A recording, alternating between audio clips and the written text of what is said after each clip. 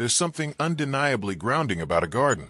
Not just the scent of earth after rain or the soft rustle of leaves in the wind, but the space itself, its stillness, its simplicity, its slow rhythm. It asks nothing of you but to be present. And when it comes to furnishing that kind of space, where nature is the host and the guest, it makes perfect sense to turn to rustic garden furniture. Not the glossy, catalog kind, but pieces that feel like they belong. Furniture that looks as if it could have grown right there beside the trees. Wood that's weathered and worn, edges that aren't perfect, joints that show the hand of the maker. This is outdoor rustic furniture, where beauty lives not in perfection, but in character. Picture a bench made from reclaimed barn beams, their rough textures still carrying the soft marks of time. Not sanded smooth, not lacquered to death, just oiled enough to protect the grain. The seat bears the pattern of saw blades and old nail holes. The legs are thick, solid, grounded in the soil like stumps, sturdy enough to last decades. You sit down and instantly feel the weight of the wood, the quiet authority it carries. This isn't plastic or powder-coated aluminum pretending to be comfortable. This is real. It's honest. It doesn't need to shine. It has presence. And that's the thing about rustic outdoor furniture. It doesn't beg for attention. It doesn't compete with the flowers or the trees or the sky. It sits quietly and waits. A chunky table made from salvaged oak slabs sits under the canopy of a maple, its surface cracked from seasons past, its edges uneven but beautiful. Set a mug on it, and you'll hear that rich thud, with meeting ceramic. Unmistakably solid, unapologetically simple. Chairs in the rustic garden aren't about style statements. They're about slowing down. They creak when you sit, because they're supposed to. Built from cedar, pine, or teak, they age into soft grays and silvers if left untreated, blending into the backdrop like old driftwood. You can sand them, stain them, or leave them to weather.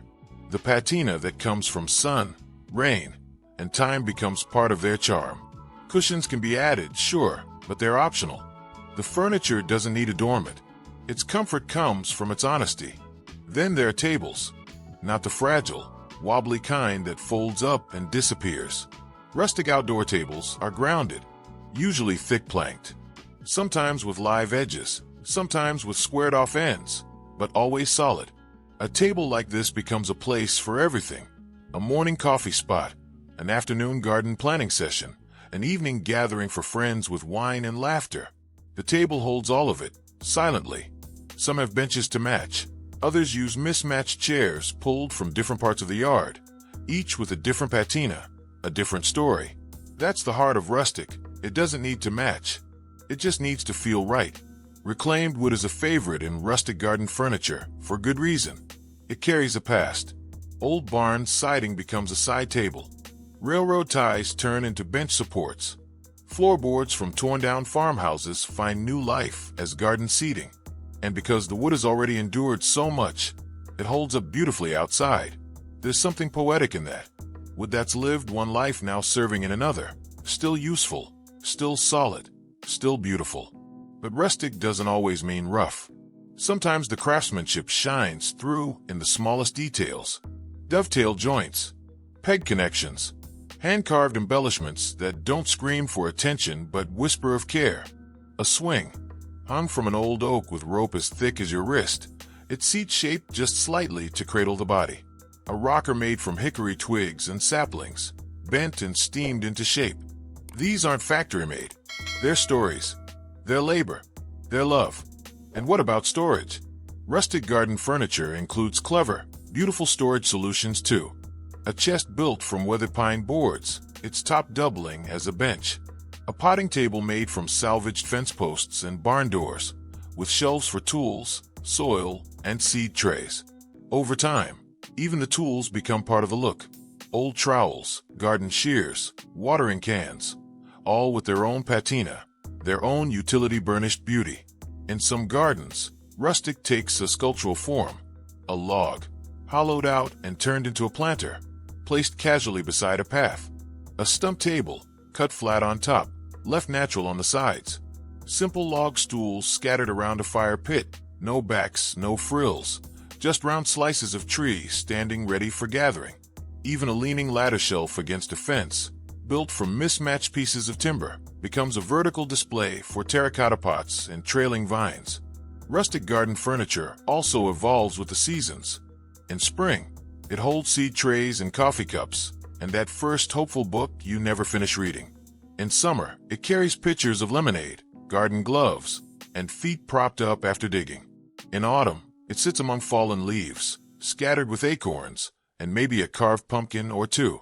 Come winter, it doesn't need to be stored away. Left out in frost and snow, it weathers. It shrinks. It cracks. And it becomes even more beautiful. Every piece tells a story. That crack in the armrest, maybe from a cold winter. That soft gray hue, earned from countless sunsets and rainfalls. That dent on the bench's edge, a dropped trowel years ago. It all adds up. These aren't flaws. They're memory marks, like laugh lines on a face. They give the furniture character, authenticity, soul. Some rustic garden pieces go further, mixing materials in a way that feels old and intentional. Iron frames with wooden slats, wrought iron legs under a thick slab of elm, leather-strapped rocking chairs with sapling armrests, stone bases with timber tops, rope-wrapped joints, and none of it feels showy. It feels timeless, like something made before style guides existed, like something that could have been passed down from a great-grandparent who worked with their hands and lived close to the land. Lighting plays a role, too. Lanterns hung from wooden posts, or candle sconces mounted to tree trunks. String lights draped from one beam to another, casting a warm glow over everything. The light makes the furniture come alive in new ways. Grain patterns deepen, edges soften, shadows stretch. In moonlight, the silvery tones of age would take on a soft shimmer. In firelight, knots and cracks glow like old embers. Even in the smallest gardens, rustic furniture has a place.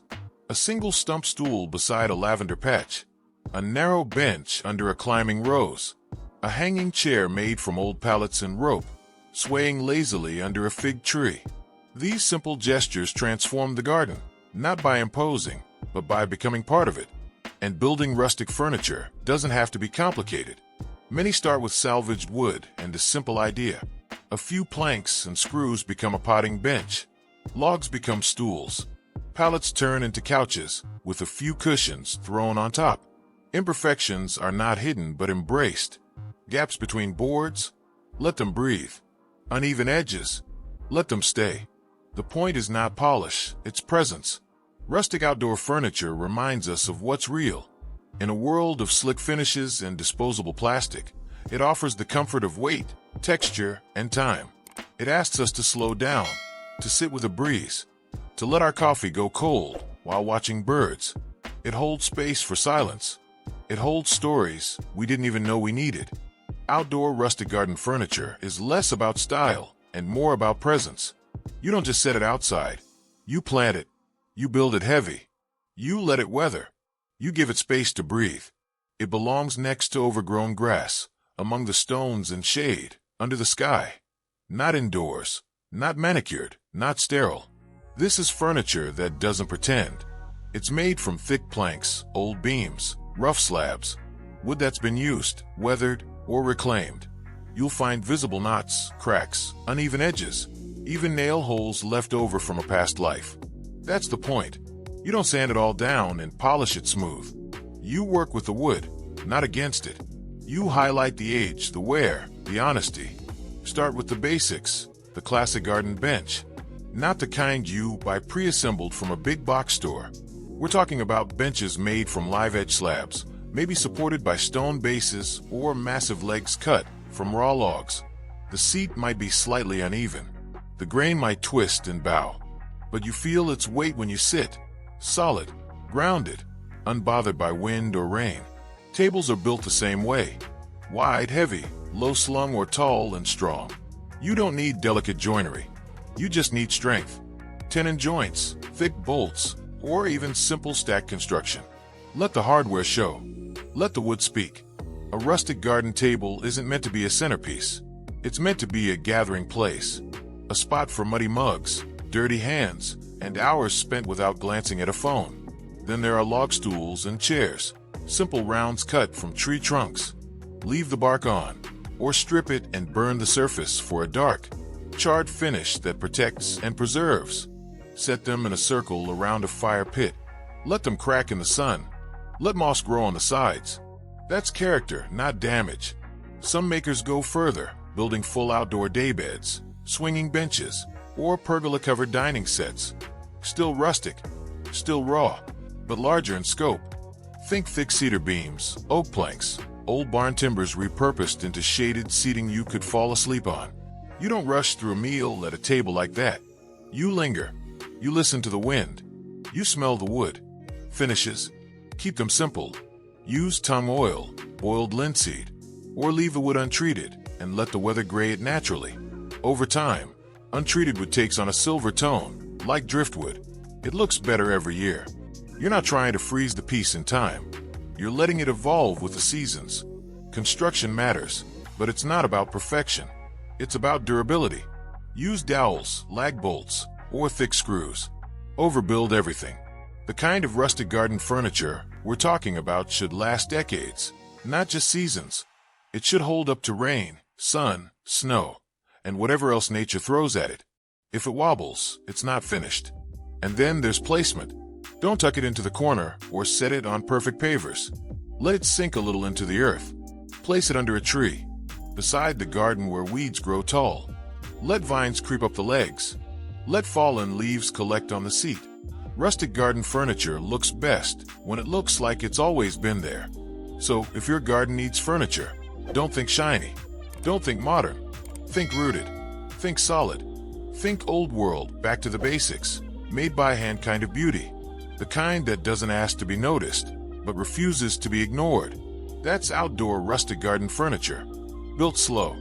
Built strong. Built to last.